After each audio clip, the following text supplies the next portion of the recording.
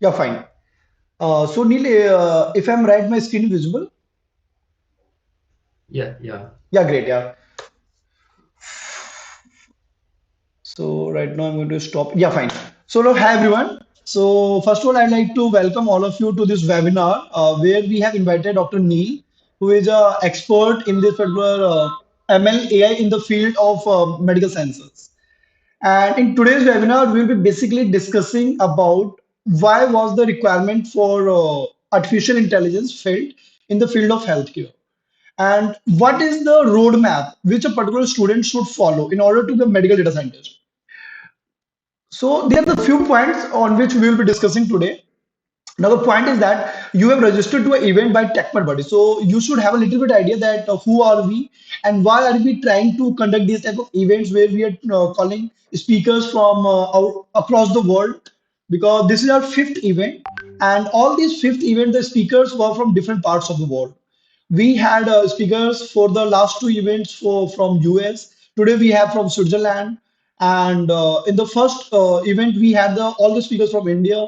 So we are trying to call people from different parts of the world to share their experiences of their success, failures, so that students could be guided in a more better manner and could approach this direction very easily. Okay, because data science is one of the area which is very misleading also if you are not going to have a good guidance, because you will just keep on reading things and keep on preparing yourself, but you will not know in which direction shall I go to build a career.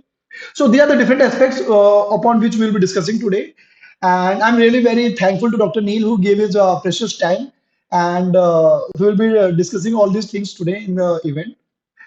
So yeah, so I'll be just sharing a few 2 to 3 slides I have prepared, and after that, Dr. Neel will give his a little bit introduction, and then we'll start the session. So Neel, can you please confirm is the screen visible now? Hello. Yes, yes, I can see the Yeah, screen. great. Yeah, Yes. great, great, great. Thanks. So once again, I would like to welcome all of you. So, TechMed Buddy. So, this is the name of our platform and a startup. So, this basically means technology in medicine. And Buddy is for basically because we are trying to provide free of cost counseling services to the students. Whosoever feels they need some guidance or any sort of help in these particular domains. So, that's why we have Buddy. So, TechMed Buddy is basically a platform which is trying to bridge the gap between academia, research, and industry. And we believe in the motto that change is the only constant, and these are the three beautiful persons of our team. Sorry.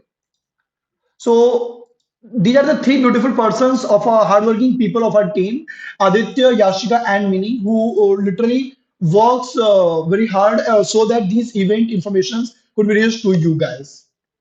Yeah. So these are few of the past events that we have conducted in the recent 3 to 4 months. So this was the first launch event where we had speakers from industries, academia, and industries. So we had Dr. Swarnendra, it's me, we had Vasudev and Dr. Vatika. So these are the, sorry, yeah. So, and then we had a second event here where we had called speakers who are the clinical scientists. So we had Dr. Himita Agarwal and Ms. Purnima, who are she's a clinical psychiatrist and she is a psychiatrist. So we had these two speakers who discussed about the topic like why depression is a very problematic issue. And the theme of the talk was the dark side of the competition. Uh, Then we had a third event where we called Dr. Digvijay sir, who spoke about the topic NGS and its applications in the field of healthcare clinical sciences. Then the last event we had, yeah, sorry. So in the last event, we had Dr. Nidula with us from Italy, who completed her PhD from Italy, who spoke about the topic, what are the different future options which a student can do for their PhD and how should they prepare for their PhD and masters. And this is the final, one of the most important discussion topic of today's discussion. So where we have Dr. Neel with us. So and the topic is a brief history of AI in healthcare and a roadmap towards biomedical data scientists. So here are your speakers. So here's Dr. Neel who will be introducing himself for now, and it's me. So I'm basically a PhD scholar at IIIT Delhi in the field of AI in healthcare and bioinformatics. Now, the point is, why are we sitting here today? So, the first topic is like point of discussion is why AI in healthcare was needed. We'll try to cover this particular topic.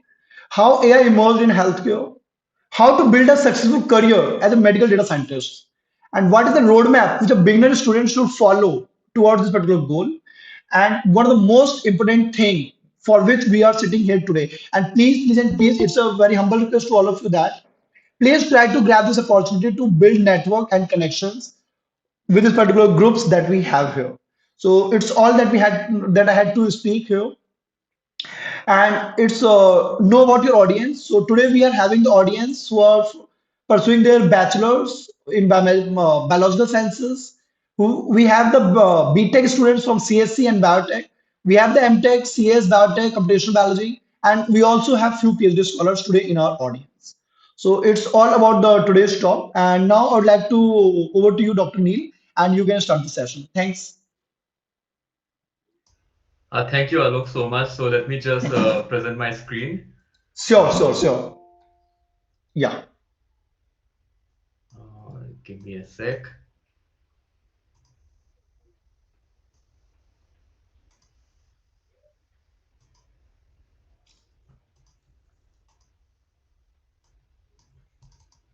I hope you can see my screen. Just a minute. Yeah, now it's visible, sir.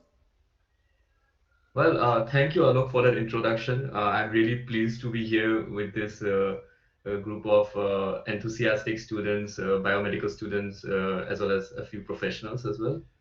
Uh, So today I'll be giving a small talk on the brief history of AI in healthcare, and I think it goes perfectly with the theme that change is the only constant that TechMed has. So of course, the field of AI has evolved dramatically over the last 50 years. So I'll take this opportunity to explain some of the highs and the lows in this wonderful journey that AI had traveled in the field of healthcare. And at the end, I will also give you a roadmap how one can establish a career as a biomedical data scientist. So I'm Neel. I'm working currently as a senior machine learning expert at Roche Diagnostics. So Roche is a global pharmaceutical company and a healthcare company. And currently I'm based out of Switzerland. Just to give you a quick disclaimer, the opinions here are presented as my own and it does not reflect that of my employer. All right, so a little bit about myself. So I'm actually Assamese. I'm from Dibrugarh in Assam, but then in the beginning of 2000, we moved to Mumbai, and since then, my family, my parents are now based out of Mumbai. I did my BTech from IIT Kharagpur, graduated in 2011. Then I worked as a scientific software developer at a company in Mumbai for 3 years. Then I pursued my master's degree at TU Delft in Netherlands. Now, a quick disclaimer: my journey has been a little bit topsy-turvy because my bachelor's and master's were in a field completely unrelated to the field of biomedicine or healthcare. It was actually in related to civil engineering and mechanical engineering. But nonetheless, at some point, I decided that I should embark upon a career as a biomedical data scientist. So I decided to go for a PhD and then subsequently a postdoc at the at KU Leuven, which is Catholic University of Leuven in Belgium. And there, my entire work focused on the applications of AI in respiratory medicine. I had the privilege of working with a very talented group of people that resulted in more than 10 publications, two patents, and we attracted grants, research grants worth more than 1.5 million euros. During my time as a PhD, I also worked in a spin-off company that was started by my PI and my co-promoters called Arctic. So there, I was actively involved in translating some of the research that we were doing, uh, and so there I was.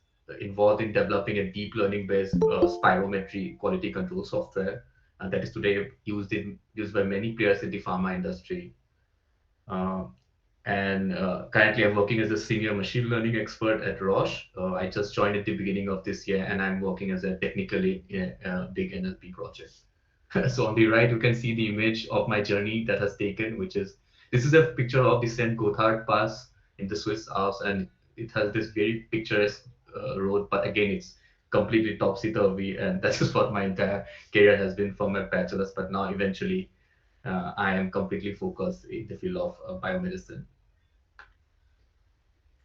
All right, so let's begin.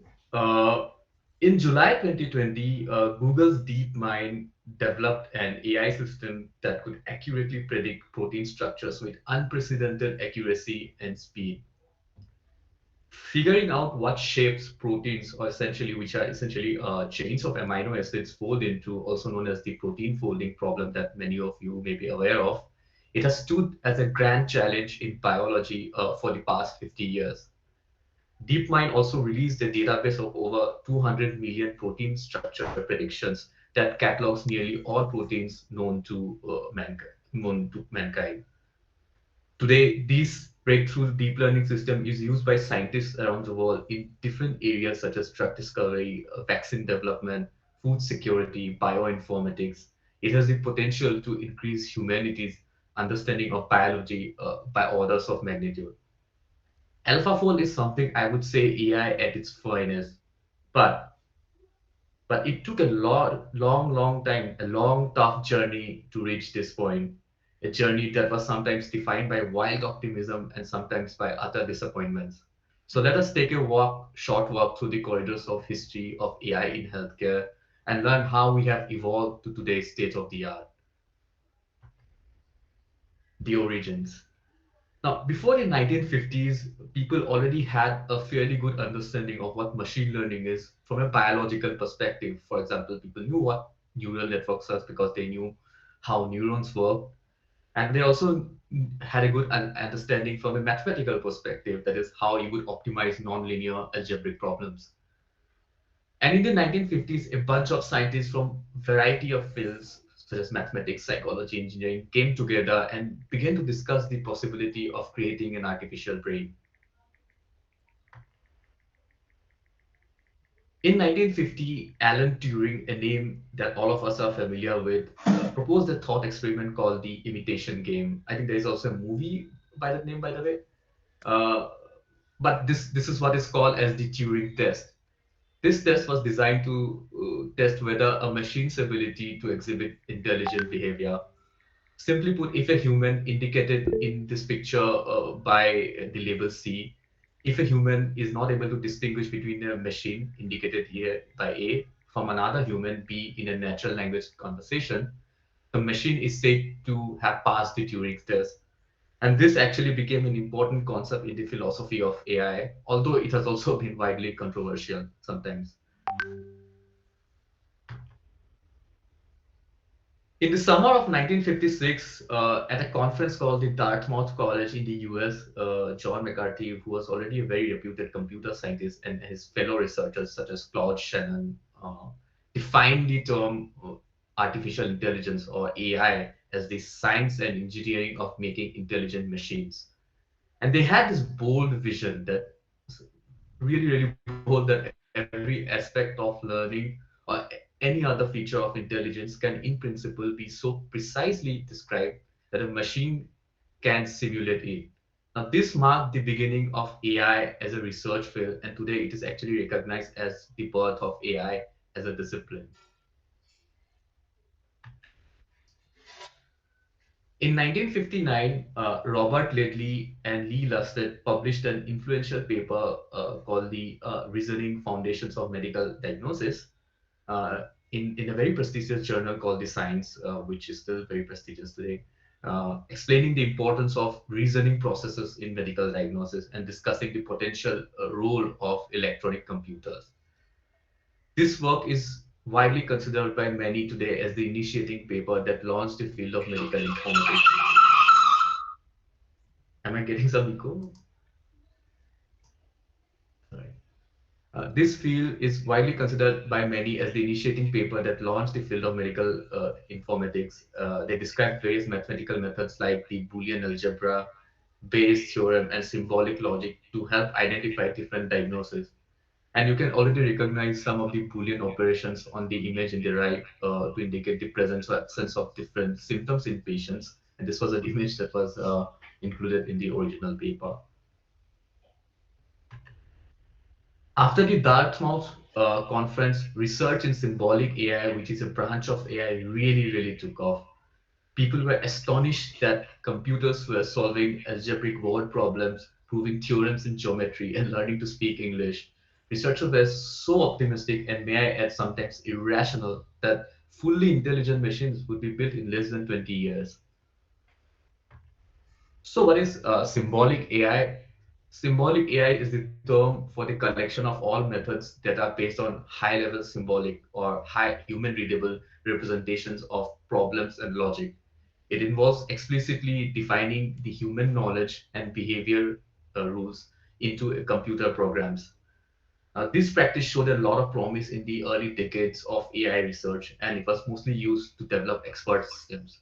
So here you can see the workflow of an expert system. It requires the knowledge of an highly trained individual or an expert to create a model or an inference engine, which can then be queried by a non-expert user to gain some insight or get a diagnosis. So one of the most influential expert system was the Dendrel project, which was started by a team in Stanford University, and this team actually included Nobel laureates in 1965.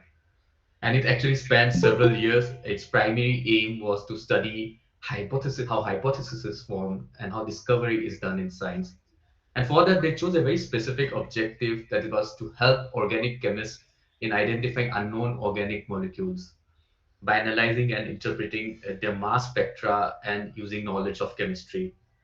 The software program that was developed called the Dendrel was considered as the first expert system because it automated the decision-making process and problem-solving behavior of organic chemists. And it also laid the foundations of many clinical expert systems, uh, such as the Interest I in 1972, which is a broad computer-assisted differential diagnosis program that actually captured the expertise of a single clinician, Dr. Jack Myers. And designers hope that this system could one day be useful in remote environments, in rural areas or outer space and foreign military bases, and so forth and so on, in actually places where experts were in short supply or completely unavailable. Then we had Mycin in 1976, another influential medical expert system, and this was a rule-based system to identify bacteria causing infections and to recommend antibiotics. The name itself is derived from antibiotics themselves because antibiotics often have the suffix mycin, for example, azithromycin. An independent study actually found that mycin scored higher on both accuracy of diagnosis and effectiveness of treatment when compared to human physicians. Then we had a couple more programs such as the PEEP and the CASNet. But I would also like to specially mention Ekalavya, which was developed by our very own group of researchers at IIT Madras. And Ekalavya, it was developed in 1986, and it was a knowledge-based program to support the community health workers in dealing with symptoms of illness in toddlers. Unfortunately, none of these systems got any traction. They never got received. They failed to get a widespread adoption. And this marked the onset of a phase called the AI winter. This was a period of reduced funding and interest from the public, and sometimes this phase can be broken down into two periods. But let's just say that this was a roller coaster period for AI researchers. Now, remember the hype that I just mentioned at the beginning that people thought that intelligence could be solved in 20 years. Well, that train finally came halting as AI researchers were questioned by media and politicians on the usefulness of those projects as they failed to produce any tangible results. So why did these expert systems fail? One, these systems had brittle logic. That is, they simply broke down in situations that they haven't seen or whose logic was not encoded.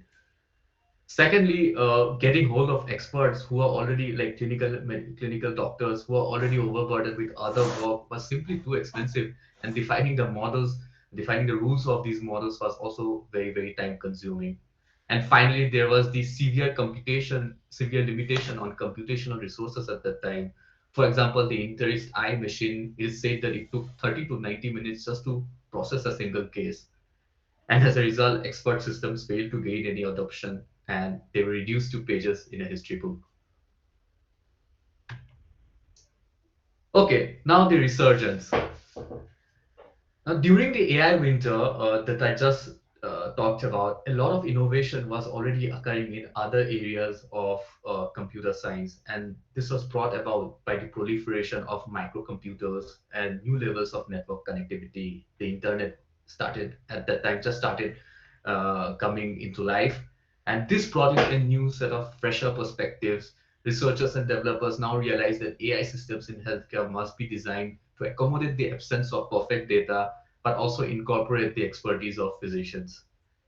So this marked a period of resurgence in which novel approaches involving set theory, statistical pattern recognition, Bayesian networks, and artificial neural networks were applied to different applications in healthcare.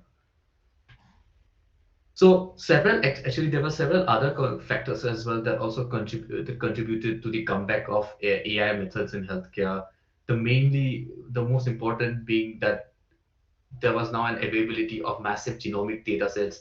The Human Genome Project was just concluded in 2003, and there was a DNA sequencing technology breakthrough brought about by Illumina's machines. As a result, there was simply a massive availability of genomic data sets that needed to be analyzed by advanced analytical methods. There was also a proliferation of electronic health records now in many different healthcare institutions. And now the problem of computational power started getting addressed. The Moore's law started kicking in, and we had simply now better computational resources to develop and analyze these massive data sets. Thus, the stage was ripe for AI in healthcare to make a comeback. And one of the areas it started to show its profound impact was in medical imaging. A lot of research was done in automated textural analysis of medical images, that is, uh, how visual textures in images can be exploited for different tasks. For example, to distinguish specific regions in the image, such as tissues or cells in a biological sample, to highlight chemical reactions between molecules, as well as to detect subcellular patterns that can be evidence of certain pathologies. So now, in textural analysis, a discrete region of interest or ROI within an image is segmented or selected, as for example in this case, and then different feature extraction algorithms are applied. These extracted features are then used in a supervised learning algorithm to categorize or classify this feature. So this was the period of traditional machine learning approach where these features have to be manually designed or handcrafted, if you will, followed by the application of a classification algorithm. And a major weakness of such a handcrafted feature engineering approach is that they require a priori knowledge of the characteristics of the texture, which again makes them highly application dependent. So you again, one needs to be an expert in this field to design these systems. And now we enter the era that is today the era of deep learning. So when we talk about deep learning, we actually refer to deep neural networks such as the convolutional neural network that is shown in this image here. These gigantic networks, these gigantic data-hungry networks do not require the traditional ways of handcrafting features. Rather, it can extract the necessary features from the raw data and perform a task.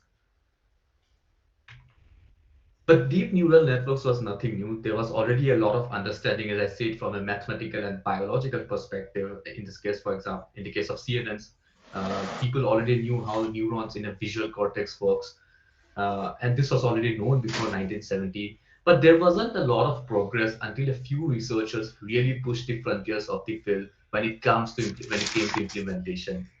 For example, in 1980, Fukushima introduced the convolutional neural network architecture, and he programmed it in a computer In 1982, Hopfield introduced the Hopfield networks, which was a special type of recurrent neural networks. And the seminal paper of backpropagation for neural networks, which was introduced in 1986 by Rumelhart, Hinton, and Williams, uh, this actually laid the foundations for training these large models, and it is still backpropagation today that we are still using this very the simple method to still train our large models, such as the BERT models that you may read about in the media or any other large models, and it's all dependent on backpropagation. And Jan LeCun in 1989, he actually employed this backpropagation technique to train a convolutional neural network. And there he introduced the famous MNIST dataset, uh, and something which is still seen as a seminal paper today. And in 1997, we had the LSTM that was introduced by Hochreiter and Schmidt-Huber. And this was, again, another major breakthrough in the field of deep learning. And remember, all of this was happening at the time of AI winters, and it was spearheaded by a few admin researchers who are considered today as rock stars in the field today.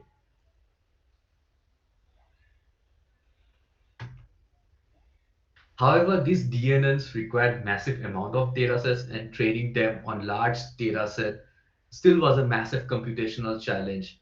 Now, the computations of a deep neural network are a lot repetitive, which researchers realize can be solved by employing GPUs, graphical processing units, to parallelize them. And that is what happened in 2012, a seminal event in which Krzyzewski, a team from Canada, it showed how they can train a large convolutional neural network on GPUs. And that model outperformed every other image classification algorithm, winning the Stanford's ImageNet Challenge of 2012.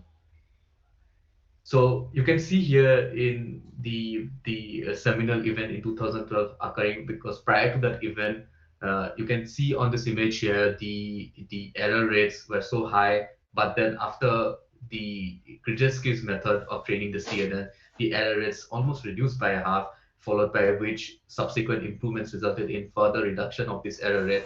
And today CNNs are the state of the art for almost all computer vision tasks, and the error rates are even now lower than a human error rate.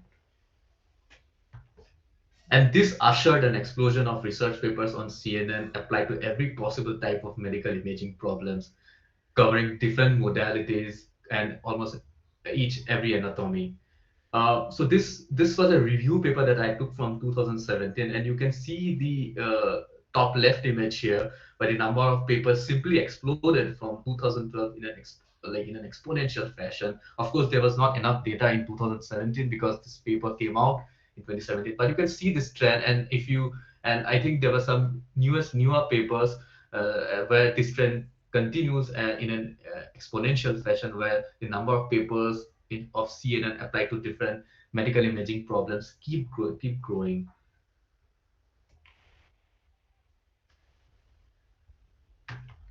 But deep learning was not only limited to medical imaging, but it was actually applied to the entire spectrum of biomedical applications, from omics data, DNA, RNA sequencing problems, protein interactions, structure prediction, to cellular and medical imaging, brain and body machine interface, which is the study of the brain and the body by analyzing different biosignals such as the EEG, ECG, to big data analysis involving public and medical health data. So machine learning is almost now ubiquitous in almost all fields of biomedical research today. So now let me also talk a little bit about natural language processing, NLP, an area in which I am working today.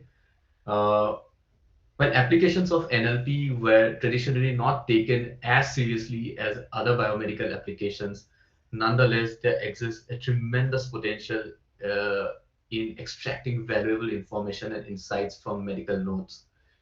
It is estimated that 80% of all medical data today is sitting in unstructured way, such as medical reports or nurse notes. NLP can help improve the usability of electronic health records. It enables predictive analytics. It boosts phenotyping capabilities and allows quality improvement in the analysis of medical notes. But there has been resurgence of NLP applications in 2018, which was seen as the imaginate moment for the field of NLP, when researchers successfully applied transfer learning to train large language models instead of the traditional practice of using word vectors. All right, let's talk a little bit about the industry landscape, especially how many FDA approvals of AI/ML applications has been done. So this is an image that shows all the different biomedical fields and the different AI/ML applications in each field, and you can see that the number of applications is the highest for radiology. No surprise there, because of these. Uh, because of the application of CNN to different medical imaging problems, that we have the highest number of innovation as well as products coming out from the field of radiology, and followed by a distant second, which is cardiovascular applications. Uh, uh, Actually, in fact, one of the first FDA approval for deep learning was something called the Arteris Medical Imaging Platform, which help doctors diagnose heart problems. Now, in order to be approved by the FDA, it had to pass tests that to show that it can produce results at least as accurately as humans are able to. The key difference, though, is that the Arteris takes an average of 15 seconds to produce a result for one case, whereas a professional human analyst would take somewhere around 30 minutes to an hour working on that. Okay, so should we now just hang our boots now that AI has solved all healthcare problems? The answer is simply a resounding no. So let me talk about some of the technical challenges. Explainability of DNA and deep neural network models have been a traditional challenge. And in healthcare, where stakes are high, high stakes decisions have to be made, a healthcare practitioner would like to know, I mean, they should have the right to know how an algorithm reached this decision. And without this, the trust in the algorithm suffers, and therefore the algorithm fails to gain any traction among healthcare practitioners. Now, explainability is an area of extensive research, and a lot of progress has already been made. But there remains another critical problem, that deep learning systems are not sufficiently checked for robustness, opening the doors for an adversarial attack. So here, this was a famous example that was shown. So if you have an image of panda, and then if you add some noise to it, that prediction becomes completely gibberish. And it has been shown in the field of healthcare as well that DNNs can also break down with small perturbations in input data, and that is why which is the problem of robustness. And for example, a DNN model trained on imaging data from the latest machine at an advanced care facility may completely malfunction in a rural hospital with older machines where there will be more noise in the data. However, this may not be the case for a human radiologist who can easily interpret the data from both machines. Neel, I have a quick question here. Can I? Yeah, yes, yes, Yeah, of course. yeah. So as you are mentioning here that if you will just add few of the noise to the data, then the Mhm. model can give something else as a prediction, right? Yes, Yeah. So what I think is that like this was the main reason because of which nowadays scientists are trying to train the model by adding few noise in the beginning only to make the models more robust right. to it, right? Exactly, exactly. It's that is what there are a lot of progress is also being made by using these kind of approaches. But this is one of the most scary problems in remain in healthcare, because a bad actor can use this vulnerability to really create havoc, especially in a field as high stakes as healthcare. Remember, just consider if someone has a pacemaker and then which has some kind of a machine learning algorithm as well. Uh, just think like someone can easily hack it. I'm just talking from that famous movie, I think. Yeah, I I remember forgot the like name. it's a South movie if I remember. Yeah. Yeah. There is one South So movie related to it. yeah. So these are scary situations, and but these are problems still remain, and this is I think it's a very good approach of adding noise to the data to train the models. I mean, your model should be robust against noise.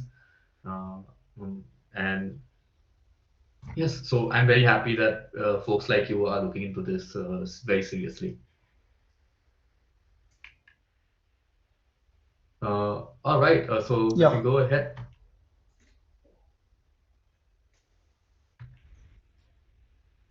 So there's also this inconvenient truth about AI applications in healthcare in general, and which which says that while many AI algorithms have produced remarkable results in carefully selected cohorts, laboratory conditions, if you will, but they are not yet to be deployed at the frontiers of clinical practice or in the wild. It's because a complex web of political and economic factors and the influence of medical practice norms as well as commercial interests determine the way how healthcare is delivered today. Simply adding AI applications to a fragmented system does not create a sustainable change. Unlike an AI algorithm that does recommendations to an app user or suggests an ad, AI applications in healthcare, in order for it to see the light of the day, requires massive coordination between different parties.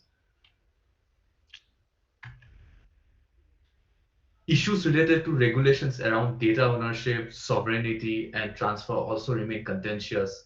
While some may support it as it benefits the individual's right to safety and privacy, others feel that it creates a siloed and highly distrustful atmosphere for data exchange, even for humanitarian purposes such as researching a cure for diseases. Now, these have to be overcome before we can see AI create a positive impact in our society. Finally, the ethical implications of employing biased AI are also often not acknowledged. AI models are not only prone to the biases of the researchers or the institutions funding these programs, but also to the false or spurious associations relating to the gender or ethnicity in the data sets. This can further exacerbate social and healthcare inequalities. To give you an example, the Framingham Heart Study, which is a very famous study that followed a bunch of individuals for over many years and studied their health outcomes, the cardiovascular risk score that was developed, scientists showed that it performed well for Caucasian population, but not well for African American patients, which means their care could be unequally distributed and inaccurate. So as you see, there are still a lot of very complex challenges that need to be solved. And in my opinion, now is the best time of the world to become a biomedical data scientist. Compared to other applications of data science, data science in healthcare still remain at a very nascent stage.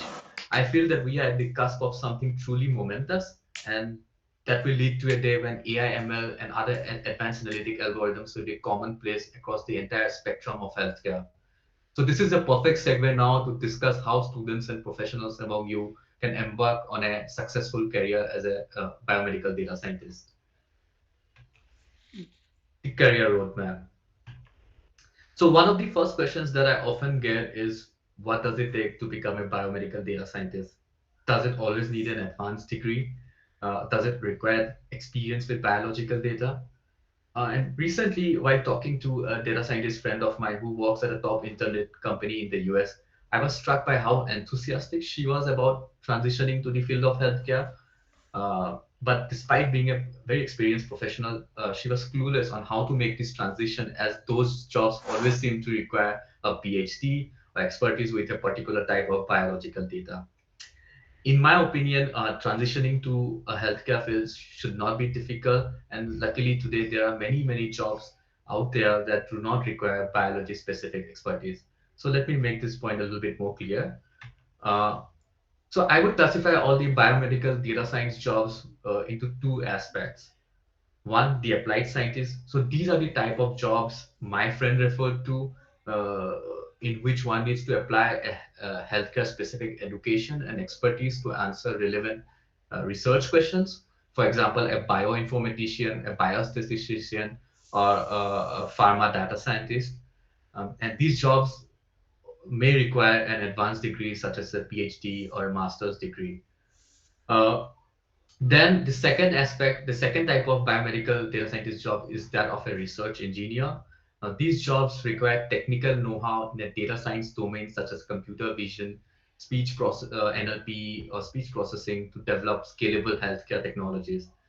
Examples of research engineering profiles would be someone who develops a healthcare-focused computational libraries in Python, develops technical platforms to execute specific types of machine learning projects.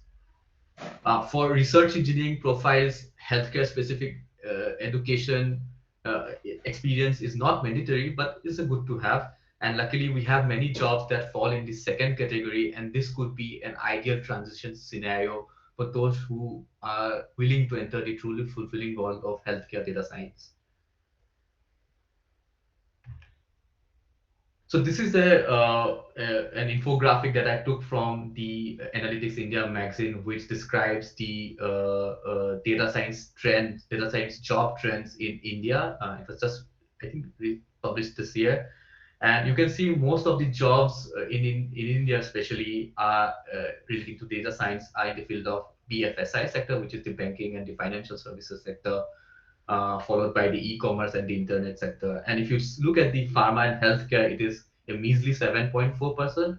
But the good thing is these numbers are still increasing. If you look on the top graphic, if you look at the bar charts in the top, so apologies, this graph is a bit hazy, a bit pixelated, but you can see that the number of jobs in the pharma and the healthcare industry has been increasing year over year. And I feel this trend will simply continue uh, in the years to come. All right, a few tips for how a person can start a biomedical data science career. Now, these tips are geared towards those who do not have a formal education in a biological discipline, and this is someone for who is, say, a data scientist in an IT field or any other field, but who is willing to break into the field of healthcare. And this one of the ways that one of the ways someone can truly demonstrate their affinity towards biomedical data science is by creating a project profile, doing various types of analysis, uh, using biological data sets. And I'll probably share a link as well. There are many open source biological data sets out there that people can use and do some analysis, and then upload them as in a GitHub profile. Uh, you can also participate in Kaggle medical challenges, although I'm not often a fan of these Kaggle competitions, but I think this is still a very good learning opportunity, especially you can get your hands dirty in analyzing and playing with different types of medical data sets. And Kaggle has actually around I recently did an analysis. I think they have over more than 1,000 data sets relating to biology and medicine in Kaggle. So very good starting point there that you can use to analyze and create a profile of projects that will be very attractive to the employer. I cannot highlight the importance of networking with healthcare professionals. It is very important, especially if you are from a different field altogether. uh, I would suggest reaching out to healthcare professionals in your network, just asking them if your expertise in data science could help them solve a particular problem that they are facing in their day-to-day work, or a problem that they would like to gain some insight. And so this works really well if you are a student in say if you're a computer science student in a university and you have friends in, say, the medical medicine faculty. So you can easily reach out to them and create a collaboration and do a data science project, and then write a small conference paper that really shows your affinity to biomedical data science, that I feel is very attractive to the employers as well. Uh, so and Also, it's not a bad idea to consider a master's degree in data science, especially a program such as statistics, or there are a lot of data science focused programs out there. I would highly recommend to take up a project in a biomedical field, to gain some further insight, again to get your hands dirty with some biological data sets, learn how to interpret these data sets, learn how to interpret the predictions of the model. So yeah, that's not a bad idea to go for a master's degree, because it also shows that it also makes your resume a bit attractive. It also creates some it also gives you some experience currency in your resume as well. And finally, last but not the least, I highly advise you to be a bit wary about the boot camps. Now, there are many boot camps that have sprung up in the recent times. They are not often cheap. and what they promise you is that in 12 weeks you'll become an expert data scientist. It doesn't happen that way.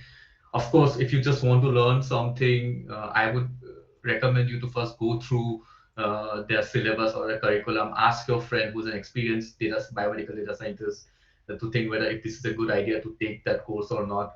Uh, but just don't just don't get swayed by the marketing.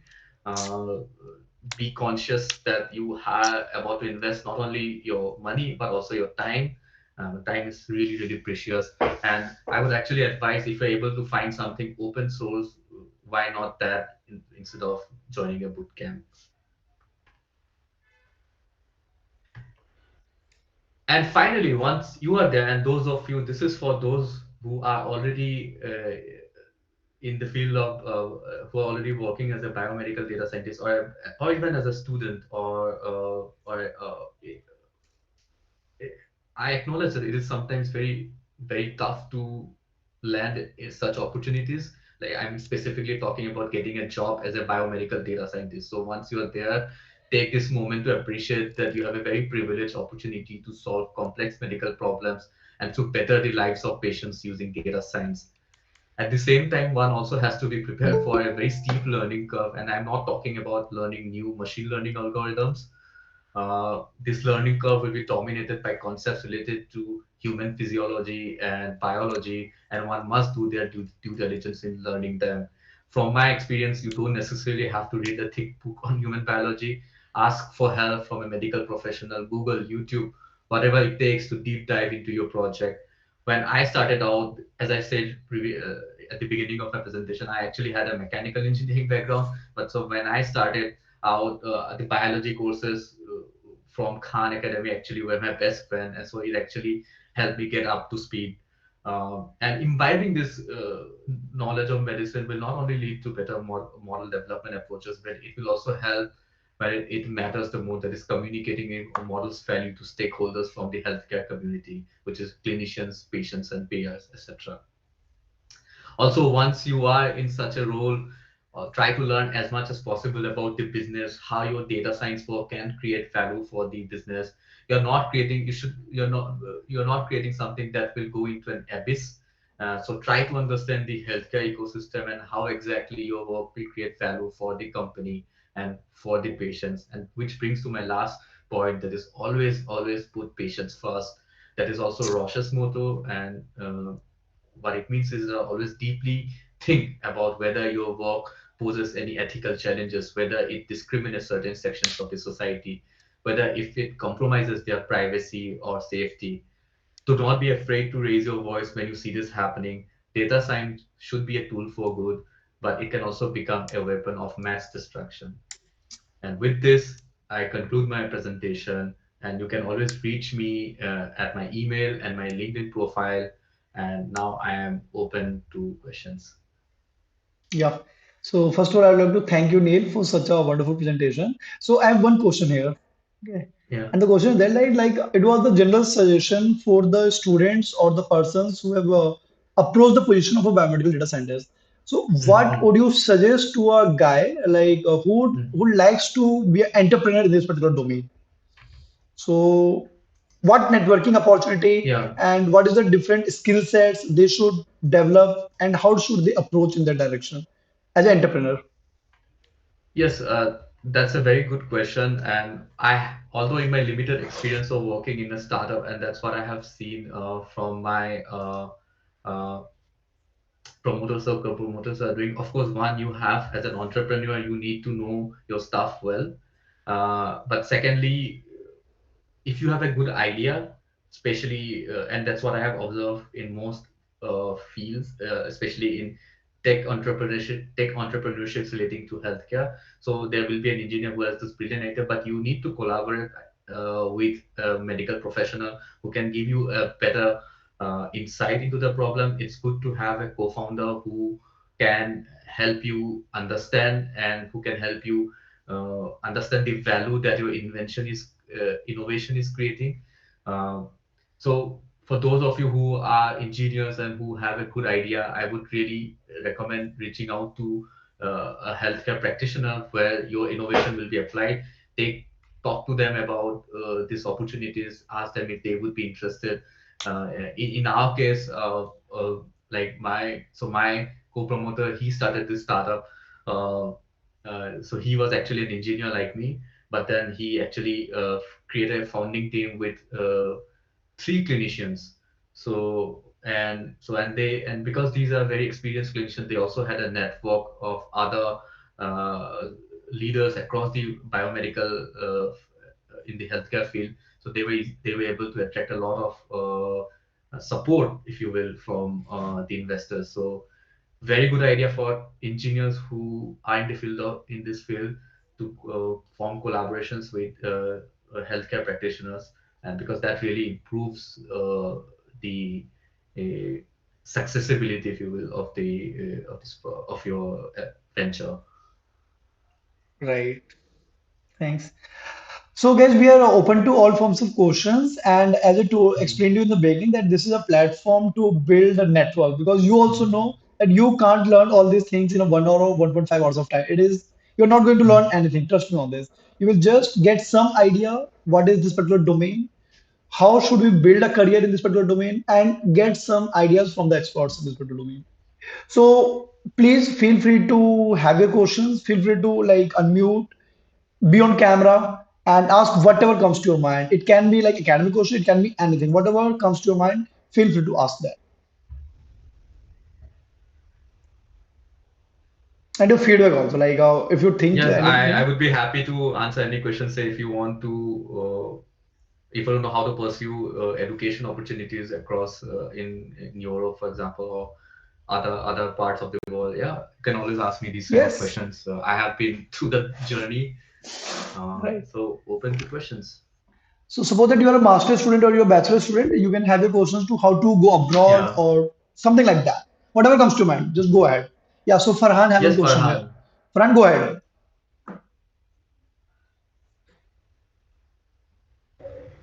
Hi, I'm biomedical engineering student from Pakistan, and Yeah. great presentation. I really appreciate the presentation. And you really explained well. My question is, what kind of challenges do you have to face when you when you work on healthcare data? I mean, you'll have to face criticism from doctors and clinical practitioners that you are replacing their job and these kind of Mhm. questions. Thank you, Farhan. That's a very good question, and I appreciate your time for joining this presentation. Uh, so, this fear that AI would replace clinicians and doctors, this was a genuine fear before the 2015s and 2016s, but this fear has sort of dissipated, and now uh, there's almost a I mean, healthcare practitioners are welcoming the applications of such novel approaches in their daily workflow. So that fear is no longer there anymore. So in the future, so what the world is evolving towards is now a collaborative approach, that is AI and clinicians work together in delivering clinical decisions or clinical management, in doing clinical management. So the situation has become more into is evolved into a more of a collaborative uh, approach rather than something in which pits the AI against the healthcare professional. But having said that, we have more important challenges, and the most difficult challenge that we are facing is simply the availability of enough healthcare data, or the problem of data acquisition is something. It is it's a challenge that I daily face in my daily work. I face daily in my work. It's about how you're going to get the data from different sources by overcoming different complex legal agreements, by keeping all of these different uh, tricky scenarios in mind, such as data privacy, data security, how you're going to acquire that data, then how you're going to create a development platform that allows sustainable development, uh, that allows you to develop a model, or that allows you to deploy a software uh, how you can do it in a sustainable way. So unlike other fields such as e-commerce or search, or say YouTube, or recommendation engines to suggest which Netflix movie you want to watch next, the healthcare field in general suffers from this problem where it's very hard to get the necessary data to address the problem that you are solving. Uh, and this is something that we daily face at this point. And unless we overcome a lot of these complex scenarios, how we can overcome these legal challenges, how we can overcome these uh, privacy related or security related challenges, uh, the progress sometimes gets stifled a bit. And I hope we continue work, we keep our work on this. It- Thank you. Yeah. So Tanav have some question here. Yeah, Tanav, go ahead. I just wanted to ask, like, will doing a master's? Just a minute. Tanav, it will be really great first you could introduce yourself so that he will know you better. All right, so I'm a student at IIIT Bhopal. I'm working along with Alok in one of his research projects. And yeah. my question about it was that will doing a master's be worth it? Because I'm not currently sure if I should go in the biomedical field or another field, Hmm. but I feel Hmm. like data science is something I'd like to pursue. I think getting an advanced degree, getting a master's degree is a good idea. Especially, it really helps you understand the technical underpinnings of different algorithms as well as data, which sometimes it becomes difficult if you are trying to learn on your own. Uh, uh, because data science is not an exact science, it has a lot of subtleties, as I think Alok and we were discussing. But if you are getting an opportunity to uh, learn it in a structured way, I think it's a good idea to do a master's degree in data science. But of course, it completely depends on what your situation is, uh, and whether you will be able to dedicate resources to that master's course or not.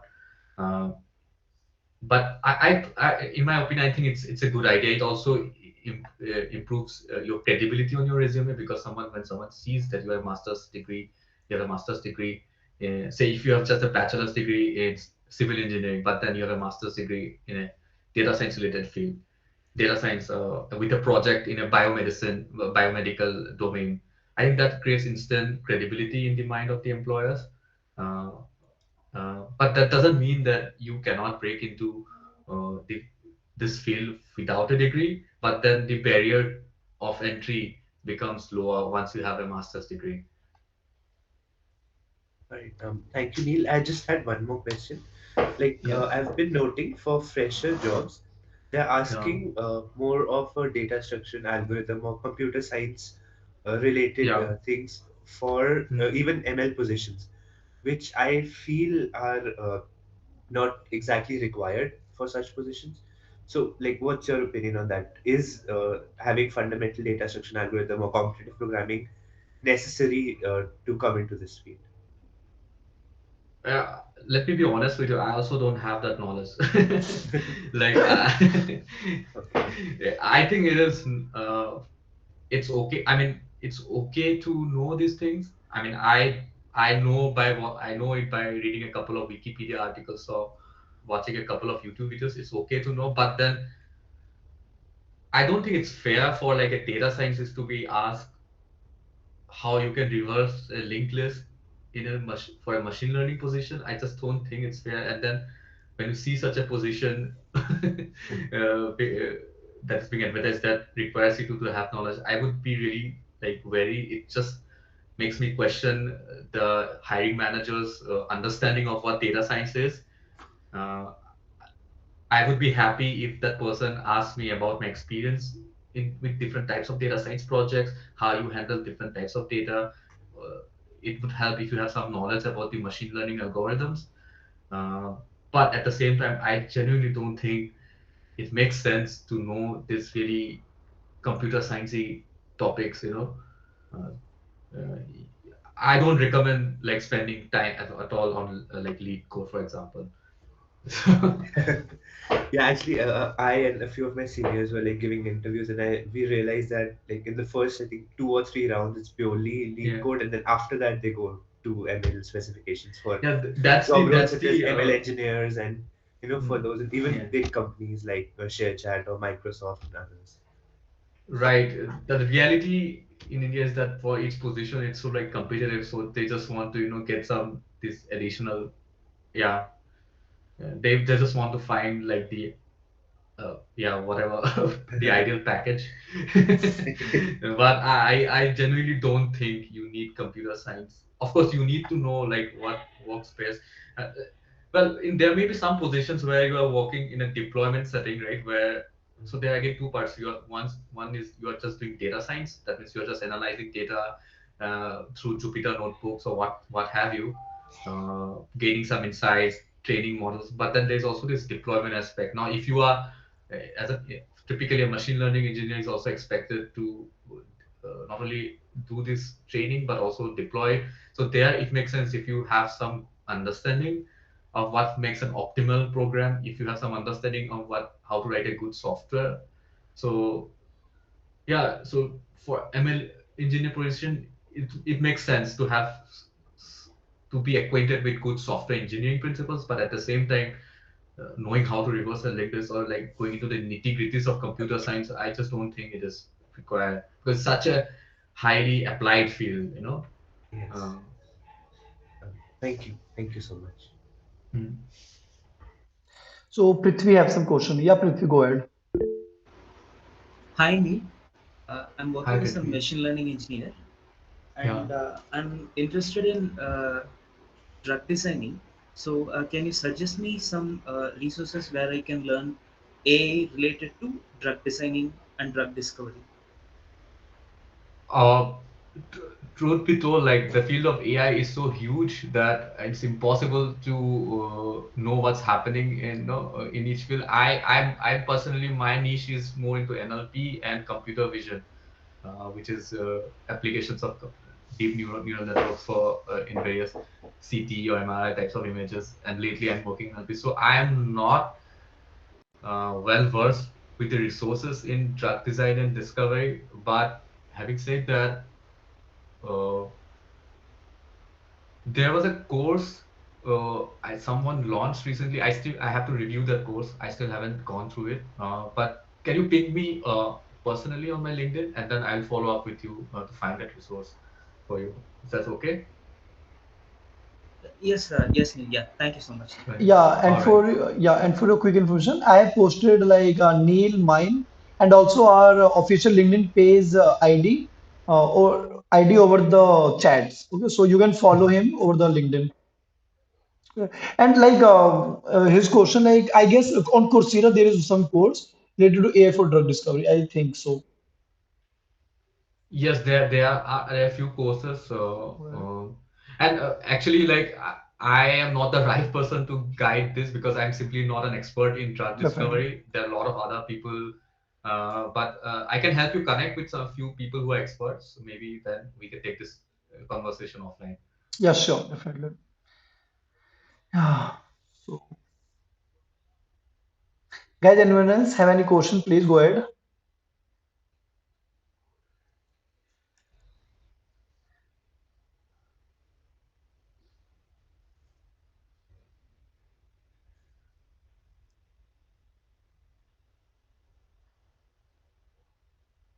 Hello, hey, hi, Ekta. Are you there? Hello. Yeah, Prithvi, are Hi, yes. you? Yeah, hi, Ekta. So, would you like to ask something? Maybe Ekta you ask, Uh, and then Prithvi next. Yeah, sure. okay. Hi, I've done my bachelor's in biotechnology, and I just have a random question that getting a master's degree abroad is easier than a PhD, or like that was Uh, Getting a PhD degree without a master's degree is incredibly difficult. So if you're planning to do your master's degree,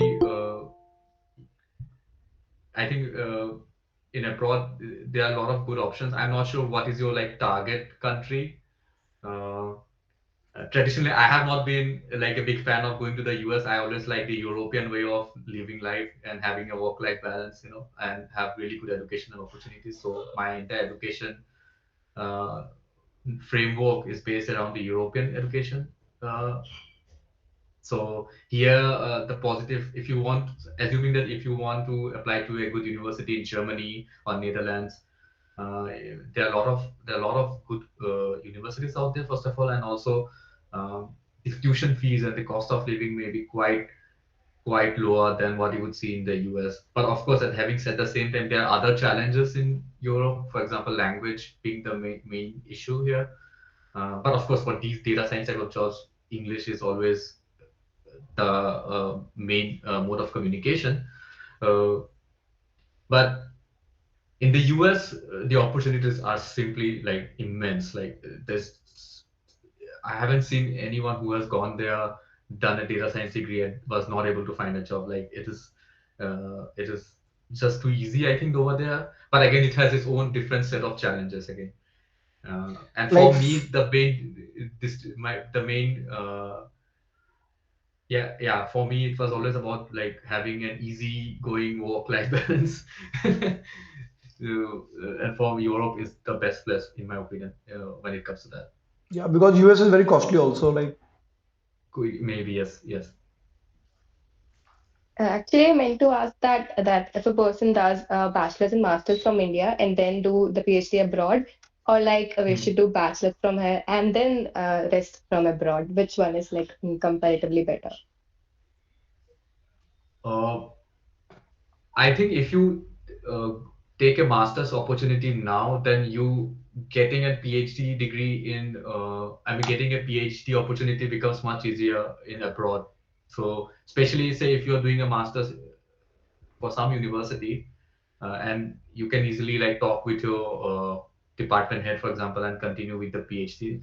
So, I think in this aspect, going to abroad is better, especially for master's degree because master's degree here are like highly valuable. Like they are considered like really advanced degrees. The way you perceive it, especially in the US and the Europe. I don't think in India master's degrees are seen doesn't matter. positively by yeah positively by. I don't know. I'm not sure. I haven't seen the situation on ground, but say if you want to establish an academic career, then masters plus PhD abroad is a good idea, in my opinion. And even if you don't want to do a PhD later on, even after masters, you have like you establish good credentials, and this is highly valued by by the employer. Um, Right. but in India, frankly, I have never seen any job posting that says you need a master's degree. Like, have you seen? I'm not sure. But here, all the positions if you see here, it requires a minimum you need a master's degree. So it's valued here. I would like to add something here, Neil. So, like, as Ekta, you are from a biotechnology background. So, because Neil is from a like more of technical background person, right? Mm, So basically, like in biotechnology department, like if you are going to face some hurdles and you are not quite sure that you will be able to pursue PhD or not, then it is highly recommended mm, that go abroad and pursue a master's because masters mm, from abroad is highly valuable as compared to masters from India. This is a mm, very clear point. But if you are sure that you will do a PhD, then it doesn't matter like you did your master from India or abroad, because in biotechnology department you are going to face a very high tough competition after in order to getting a job mm, because it is more of type of wet lab thing, so wet lab matters.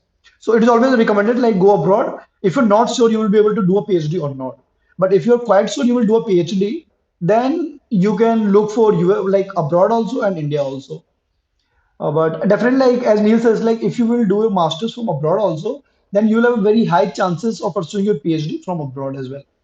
But again, finances mm. matters. That's a But good point. finances matters a Mm, lot that's a good point. because Yes. PhD getting a PhD from abroad is very easy. Trust me on this. Like I have a lot Mm, of friends who did masters with me, and they are doing PhDs from abroad, and they are fully funded. But for masters, you will mm, get fully funded. It is very tough. mm. So you will have to look for your finances first of all because at the end money matters. Yes, Thank thank you. you. Yes, welcome. Yeah, Prithvi, now you can have your question. Yeah, no. So, Neil, this question is, what kind of use cases do you solve? Do you use NLP? Uh, I mean, in solving. I mean, in CNN, you were discussing about CNNs for Yeah. X-ray data. So, where do you use NLP in this particular domain? So NLP we usually use to without revealing too much about our projects because that's confidential information. But I can give you like a general idea. So what we are using NLP is to uh, structurize the unstructured reports. So a lot of this medical data are today sitting in pathology reports, medical reports, or doctors' notes, which is in natural language. So often, one of the areas that we are looking into is how we can apply natural language processing methods to abstract critical information, important information from these unstructured reports, unstructured notes, and construct relational databases, which can then further help in other types of analytics. So that is what we are. A common problem that we work on using NLP is named entity recognition, relationship extraction. So that is something you can look up later. So these are the type of problems that we are solving with NLP at this point. Right. Thanks, Neil. Yeah. Yeah. Yeah. So I don't think like we have any further questions. So guys, if any of you have any questions, please feel free to have. Oh yes, Madhu Babu, Yeah, please. Madhu, go ahead. Yeah, hello Neil. This is Madhu. Uh, Yeah. I had a master's in biotechnology, and unfortunately, I Mhm. completed PhD in uh, like it's a PhD have completed in genomics, but not Mhm. a core genomics. It's like Right. I think in India some things we can't do. We have to take outside. Mhm. And now I'm working as an application scientist in some private company, and also I have small venture private company. Right. So here my question is, what kind of job opportunities for for example, if you take me, my specialization is 25% wet lab work, 25% bioinformatics, 25% statistics, and Yeah. other rest all that. This kind of experience I have right now. So this maximum in India is like that only. Very few labs or few uh, IITs institutes may have a core Mhm. experience in a particular field. Mhm. Bioinformatician means only bioinformatician. Yeah. But so this is the my experience. So what kind of job opportunities at Europe? Actually, Yeah. what you said, Europe life is I like. I have seen in some couple of videos. That's good, and even I also like the same. So if I want a job, I have a PhD plus Yeah. 2 years experience. So Yeah. what kind of job opportunities? So I think the set of skill sets that you bring in is highly valuable to the life sciences and the pharma industry in Europe, especially companies like Roche or Novartis. They hire a lot of people with this specific background of bioinformatics, statistics. Of course, you will when for these roles often require uh, a mix of because they they will view you someone like you who brings a lot of deep expertise on how to handle genomic data sets, how to interpret them, but at the same time very comfortable with different types of computational methods. So this is a highly valuable expertise for them. Uh, and companies like Roche and other big companies, to the best of my knowledge, they don't uh, they receive applications. They are very inclusive about people. For them, it's the merit that matters. The country of origin does not matter. So, for example, in my case, I have actually I after my PhD, I was actually in India, and then I applied to Roche, and then I was then eventually accepted for this role. So. Uh, Keep an eye. I would really first of all, your first question, there are a lot of opportunities there. Even in these recession, in the time of recession, the hiring for these kind of roles is not stopping. That's what I have observed uh, for especially the scientists, bioinformatics, biostatistics roles.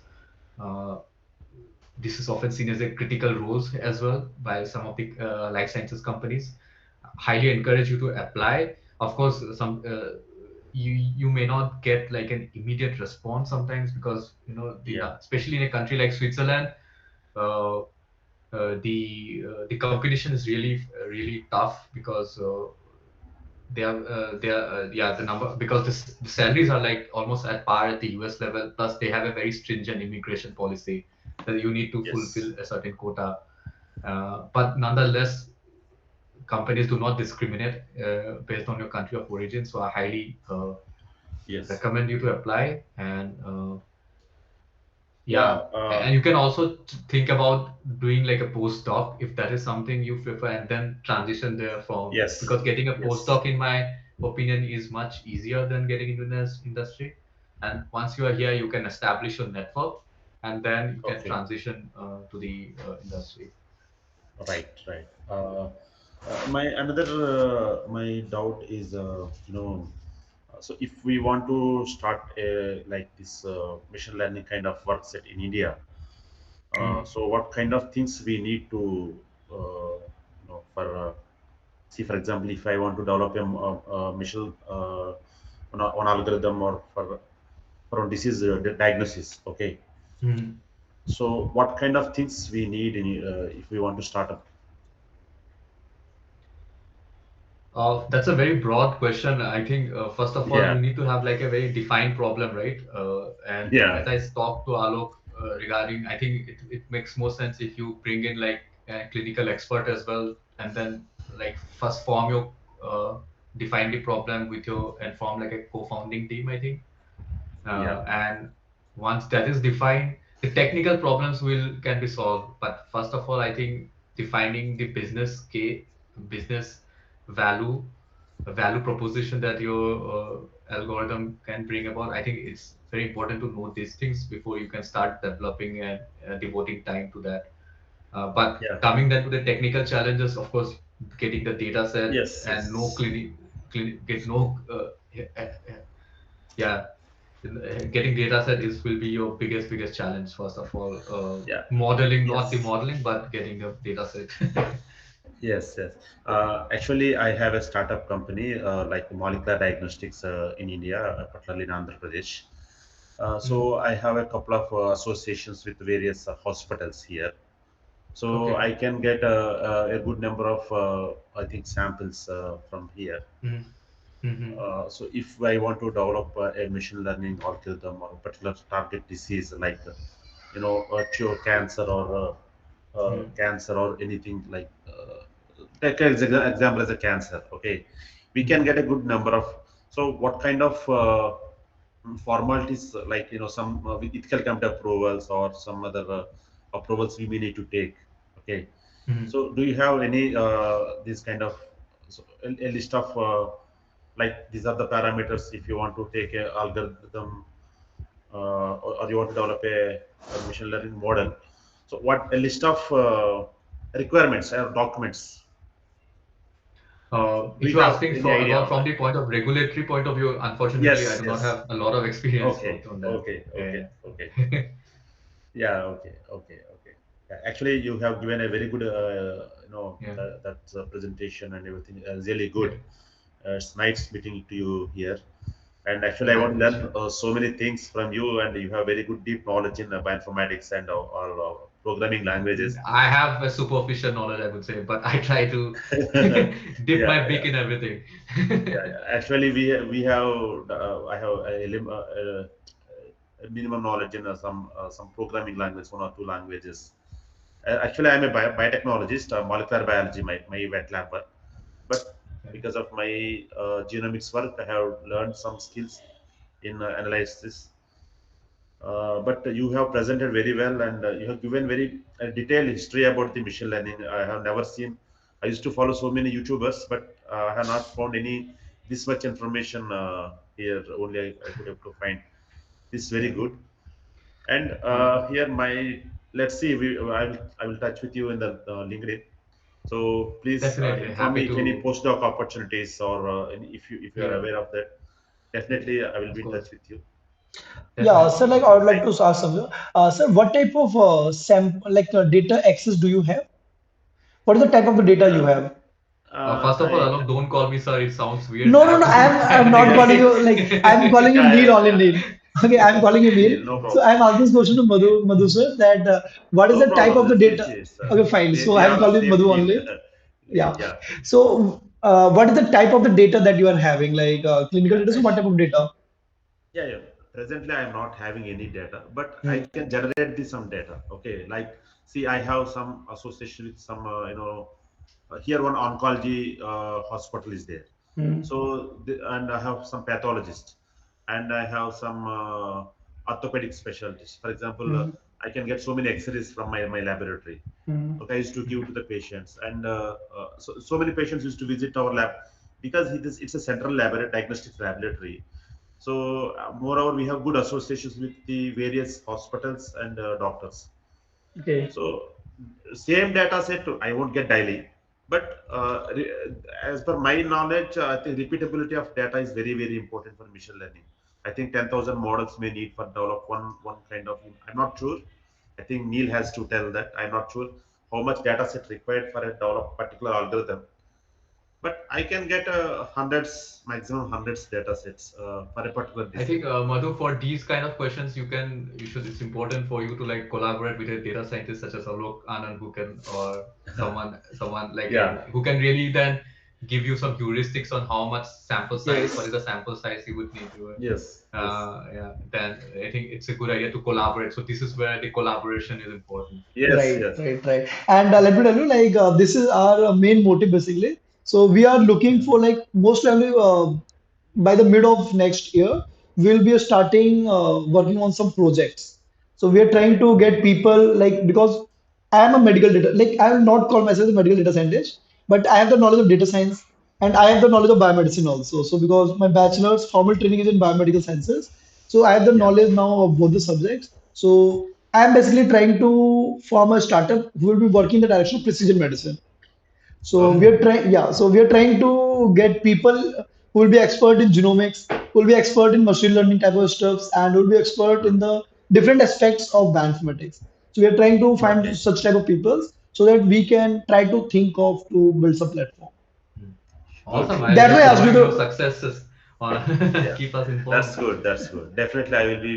I will definitely support Anand. Whatever the things you need, definitely from my side, I can do my best. And see, actually, now I am looking for a job. I want to relocate. This startup, I have another no partner. I can hand over to him, and I can monitor from anywhere. It's a technical lead, so I can take that one. Marketing portion of the person will be taking about the laboratory. So now I want to relocate. I want to take Neil help to get some postdoc or some good opportunity in Europe. Meanwhile, I will be in touch with you, Anand. Sure, Definitely, I sure, will sure. help you. Definitely, anytime. Mm. Yeah, Please feel to ask anything from my end. Definitely, I will help sure, you. definitely, I have sent a definitely, sir. LinkedIn contact also. You can be in touch with me. Sure. Thank you. Thanks. Thank you. Yeah. Nice talking to So Neil and Anand. yeah, sure, sir. I will. Yeah. So, guys, like it was really like great questions and good discussions. So, guys, like Right. because we are now running short of time, so we have to do 5 to 7 minutes Yes. more. So, if any of you have few more questions, ideas, or anything advice that you want to seek, either from Neil, Madhu, me, or from any of the audience that is sitting here, please have your queries. We'll be more than happy to answer your queries because this is the main ultimate goal of us. This is the main Mm. ultimate goal of TechMed Buddy with which we have started our initiative. Right. Yeah.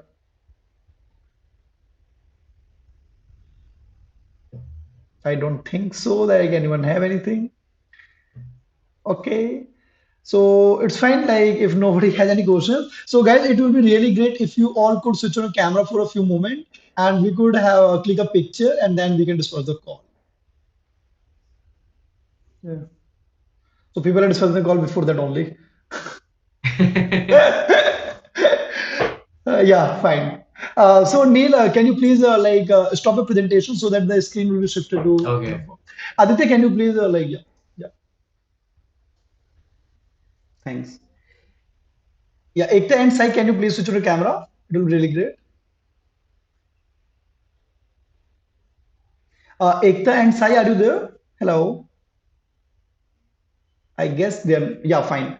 Hey, Sai, are you there on the call? No, I don't think so. It's fine.